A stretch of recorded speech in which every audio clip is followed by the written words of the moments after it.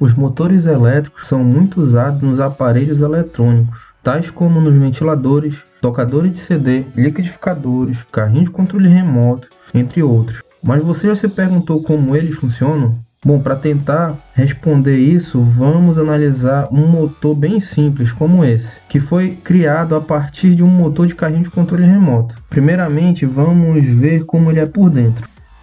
O que a gente pode ver aqui é um emaranhado de fio de cobre, mas na realidade não dá para saber como ele trabalha. Então precisamos simplificar mais o sistema para entender os princípios físicos que vão por si só explicar o seu funcionamento.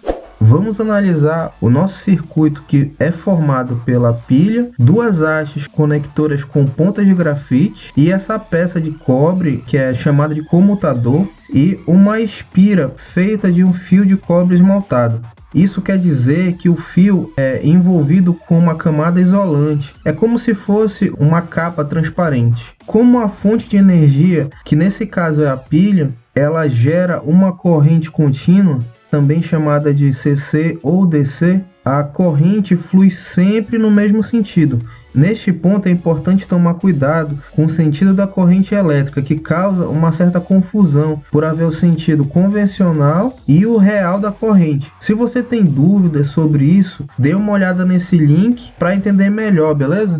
Nesse caso, assim como na maioria dos exercícios, nós vamos trabalhar com o sentido da corrente convencional, tá? Então beleza, vamos lá. Então isso quer dizer que essas esferas amarelas aí representam o sentido da corrente elétrica, ou então as cargas positivas se movimentando ao longo do circuito.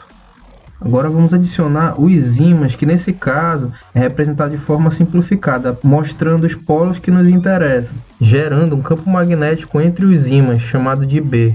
Agora, quando temos uma carga em movimento dentro de um campo magnético, aparece uma força que é ortogonal tanto ao vetor da velocidade da partícula quanto ao campo magnético. A essa força nós damos o nome de força magnética ou então também força de Lorentz. Mas o que isso significa?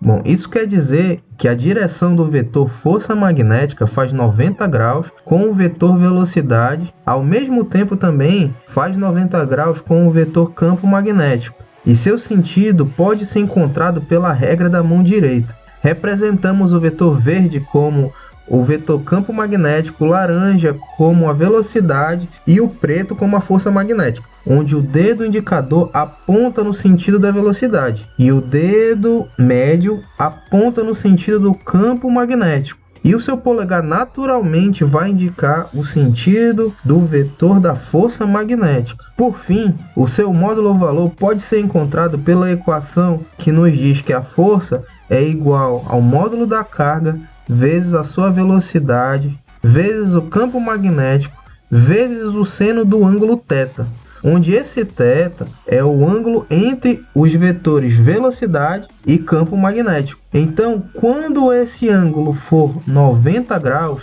o valor dessa força será o máximo possível. E quanto mais próximo de zero, ou então de 180, mais próximo de zero será o módulo. Porque o seno de zero é zero, assim também como o seno de 180 também é zero. Por isso, a força vai aumentar e diminuir quando ela estiver passando entre esses ângulos.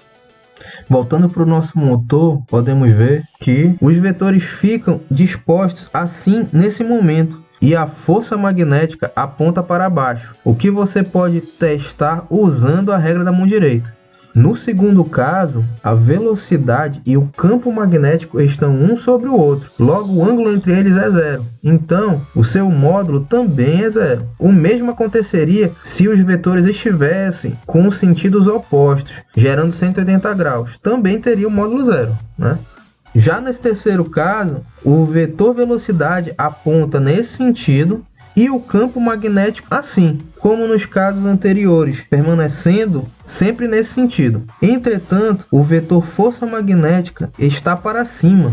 E quando olharmos todos os conjuntos desses casos, nós podemos ver que a força magnética faz o motor girar. Porque no primeiro caso, a força magnética tem sentido contrário ao do terceiro caso. Elas vão fazer essa parte do circuito rotacionar. E é por isso que esse núcleo do motor é chamada de rotor, que é a parte que roda dentro do motor. E agora, quando a espira gira até esse ponto, podemos ver que a força magnética já não ajuda no processo de rotação da espira. Ela só continua a girar pela inércia do movimento. Assim que ela passa por esse ponto, a velocidade muda de sentido, ou seja, a corrente muda, sem alterar o circuito. Isso se deve porque o nosso motor possui nas pontas das hastes metálicas escovas de grafite que permitem o rotor girar, mantendo a passagem de cargas pelo uso do comutador, porque ela é composta por partes condutoras e separadas por frestas isolantes.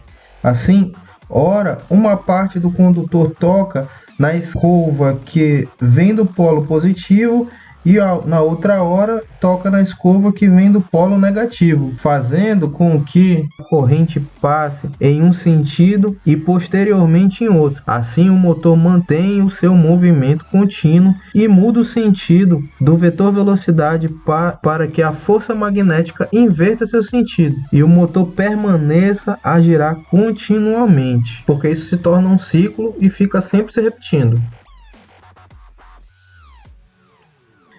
Se aumentarmos o número de espiras, geramos um enrolamento em sequência. E se pegarmos esse enrolamento e triplicarmos ele, teremos exatamente a quantidade de espiras e enrolamentos que temos no motor inicial. E quanto mais espiras eu tenho, mais subdivisões no comutador eu também preciso ter, para que a corrente possa fluir tanto no sentido como no outro, em cada uma das espiras separadamente, não ao mesmo tempo. Então, em síntese, o motor elétrico pega energia elétrica e transforma em energia mecânica, usando o eletromagnetismo. E suas partes principais, como a gente já viu alguma delas aí antes, são o estator, que é responsável pelo campo magnético e essa parte mais externa do motor, o rotor, que é responsável pelo giro de rotação do sistema, o comutador, que inverte o sentido da corrente nas espiras, as escovas de grafite, que transmitem energia para o computador,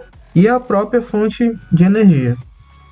Bom, agora você pode criar o seu próprio motor. Assista aos vídeos de experiências nos links da descrição e treine fazer você mesmo um motor elétrico. Se você gostou desse vídeo, deixe seu like e obrigado por assistir.